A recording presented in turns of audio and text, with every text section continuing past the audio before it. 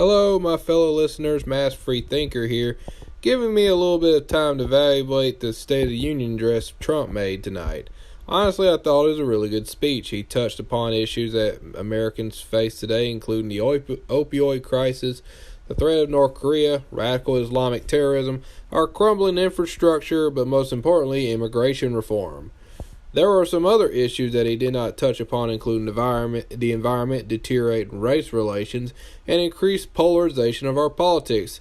I had seen on Twitter where essentially Trump was turning the State of the Union address into a Twitch stream by donors giving him money, and in return he gives them a shout out, which I saw in an article from the Inquisitor, which not sure the veracity of it, but nonetheless I thought it was pretty fucking funny nonetheless. I watched it on NBC where it had Lester Holt, Tom Brokaw, Megyn Kelly, and Chuck Todd. Todd, being the die-in-the-wool liberal, said the speech lacked substance, while Kelly said that he did a job appealing to his base. And why not? Why not pander to the base who got you there in the first fucking place? Brokaw, who agreed with Trump on immigration reform and the opioid crisis, added that Trump needed to nip in the bud at the source the American appetite for drugs themselves, which honestly I think would definitely be curbed if it was just legalized across the board, or at least decriminalized, especially with drugs like marijuana. To me, it was 50-50. Trump said a lot of things he will not follow through on with, but there was one thing that he should have done more with his speech, and that was selling his victory on tax reform, especially somewhere that swung red like Wisconsin, Iowa, or Florida. Nonetheless, I thought it was a little bit refreshing to see Trump try to make a bipartisan compromises. While he may have backpedaled on DACA a bit, he will eventually get his wall built, and he will end chain migration, which allowed distant relatives to accompany the family that were already here. The thing I liked the most about his speech was his steadfast commitment towards what won him the presidency in the first place: nationalism and populism. He referred to all Americans as dreamers, not just the illegals that are here. Why not? Jobs have disappeared from this nation because of decades of unfair trade deals that have benefited nations at our expense. He tapped into a demographic made primarily of white middle-class voters that have seen their factories closed and their futures up in the air.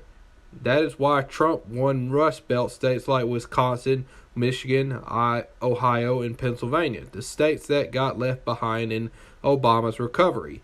Keep in mind, 29% of Latinos, 29% of Asians, and 8% of blacks voted for Trump too. Trump also had a huge turnout from women also, but Anna Kasparian and regressive like her called those women garbage. Predictably, the Democratic response would try to be the antithesis of everything Trump said. Joe Kennedy III, whose family name is practically political royalty, was pegged by the Democrats to give the Democratic State of the Union.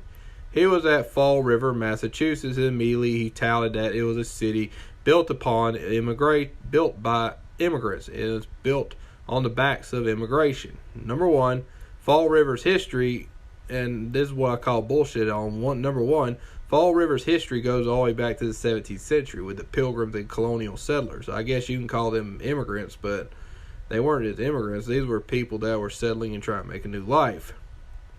And they just weren't migrants that were there just trying to work as much as they can and go back to their home countries. And two, you could have somewhat of a half-ass argument with the 19th century manufacturing boom, but they were legal migrants from places like Ireland. Kennedy tries to proclaim how Trump is racist and sexist and how he does not represent all Americans, big city and small towns. One thing that really made my ears perk up was how he said that Mississippi will benefit at the expense of Massachusetts. I call bullshit because Mississippi is still the poorest state in the union, and jobs have left here and the best and brightest people leave with them. Mississippi still has the highest teen pregnancy rate and one of the highest rates for obesity. And it also, more often than not, has the lowest SAT scores and ACT scores and all that shit, too. Mississippi is sure as not winning by a long shot. He also claims how the Democrats will represent all, but that's BS, especially if you remember Hillary Clinton's basket of deplorables speech that painted all Trump voters as racist, Islamophobes, homophobes, etc. He even wowed some of the libtards by speaking Spanish. I will give him credit. He did mention some of the problems our nation is facing, including partisan gridlock and decreasing race relations, something that Trump neglected to mention in his speech. There is an ancillary benefit of him speaking. This is his political coming out party. He might have a chance because he might have a chance to even secure the nomination as president of the United States, because he does have a familiar name that could connect him with older voters. Some say, oh, he don't have that much experience in politics. Well, Trump had zero experience, and he won the presidency of the United States. And he could be a dark horse candidate because currently the Democrats do not have a person that they could coalesce around. I mean, you got factions within the Democrats like your unionists like Jim Webb, your Clintonian neoliberals, and your progressives like Bernie Sanders.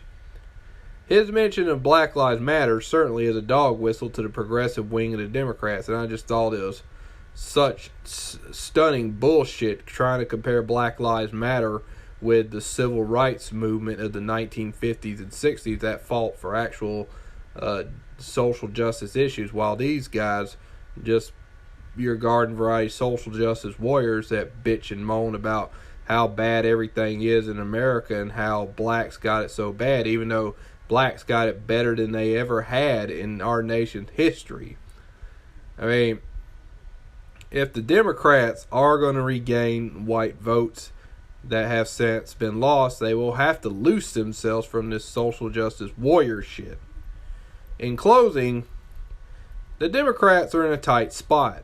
Trump's immigration demands are reasonable.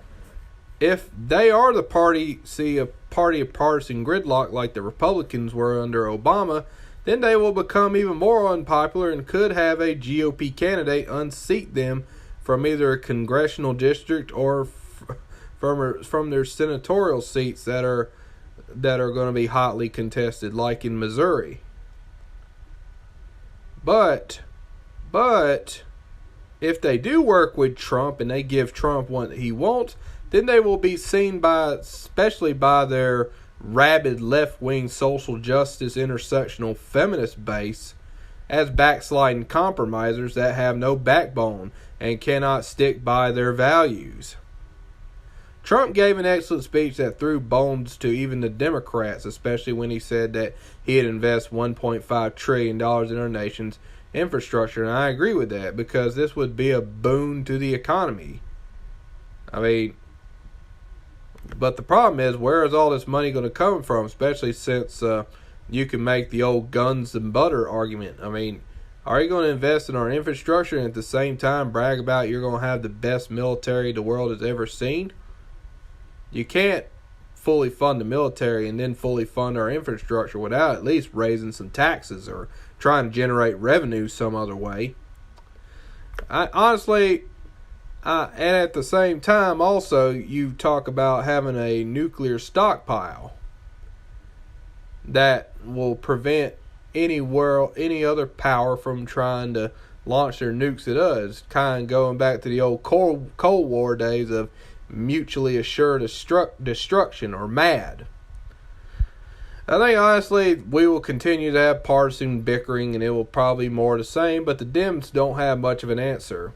I mean, what do you guys think? Will the Democrats unseat some people in the 2018 midterms, or will the Republicans consolidate their power even further? Ultimately, I've tried to tell leftists and Democrats they have to change tack if they want to bring back some white voters, but a lot of them feel like they don't need whites. And maybe this is why the issue of immigration is so important to them, because this is all about bringing in new immigrants that will become part of this super base, this coalition that will bring them seats for many years. I mean, in states like Florida and Arizona, which are which are red right now under Trump. I mean, neither states that receive high numbers of immigrants. It will probably swing blue if they keep allowing uncontrolled and unrestrained immigration. So, again, I leave this question to you, dear listeners. What do you think? What are your opinions? If you like this and you want to see more of this, hit that like button. If you want to see more of this on your feed, hit that subscribe button. And I will try to leave some links in the description below. Y'all have a good day, and thank you for listening.